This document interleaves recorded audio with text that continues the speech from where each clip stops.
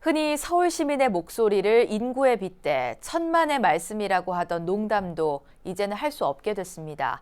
서울시의 인구가 32년 만에 1,000만 명 아래로 떨어진 건데요. 집값 상승으로 인한 주거 환경 불안 등이 서울 인구 감소의 주요 원인으로 꼽히는 가운데 저출산, 고령화 문제 해결을 위한 정책 마련도 시급하다는 지적이 나옵니다. 첫 소식 류기환 기자입니다. 지난해 말 기준 서울시 총 인구는 991만 1,088명. 1988년 이후 줄곧 1,000만을 넘던 서울시 인구수가 32년 만에 1,000만 명 아래로 떨어진 겁니다.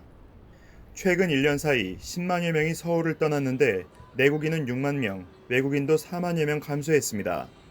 치솟은 집값으로 인해 수도권 주변으로의 인구 유출이 증가했고 코로나19로 외국인 인구 유입이 감소한 게 주요 원인으로 꼽힙니다.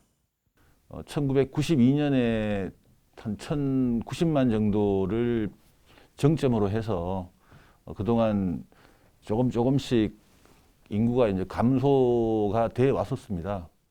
부동산 가격이나 이런 요인에 의해서 서울에서 경기도나 수도권으로 유출되는 그런 인구가 늘어나면서 실제로 올해 1월 경기도는 인구 2만 1,000여 명이 새로 들어온 반면 서울시는 1,400여 명이 도시를 떠났습니다. 하지만 서울로 출퇴근하는 생활 인구는 여전히 1,100만 명 정도라는 점에서 부동산 가격 폭등이 불러온 서울의 주거 환경 불안이 인구 이동에 결정적 영향을 준 것이라는 분석입니다.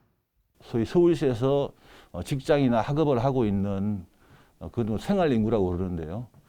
생활 인구는 여전히 한 1,100만 명을 상회하고 있습니다. 서울의 부동산 같은 것들이 확 올라갈 때 좀 서울 인구가 유출되는 서울의 인구 구조 변화를 살펴보면 저출산, 고령화 현상은 더욱 뚜렷하게 나타났습니다. 4살 이하의 영유아는 10% 줄어든 반면 85세에서 89세 인구는 11%나 늘었습니다.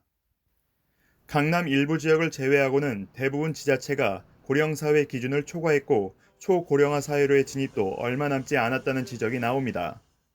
2020년 기준으로 해서 0.84명으로 나왔어요. 합계 출산율이. 2명이 결혼해서 1명 미만으로 낳고 있는 현상이기 때문에 매우 심각하고요. 청년들 집단이 훨씬 더 주택이라던가 구직이라던가 이런 거에서 이제 어려움이 있다 보니까 더더욱 서울시 인구 1,000만 붕괴의 표면적 원인은 부동산 가격 폭등과 외국인 유입 감소입니다. 하지만 더욱 우려되는 건 출산율이 급감하면서 초고령화 사회로의 진입이 가속화되고 있다는 건데요. 인구 구조의 변화를 이끌어낼 수 있는 보다 근본적인 대책 마련이 필요해 보입니다. 서울시청에서 BBS 뉴스 류기환입니다.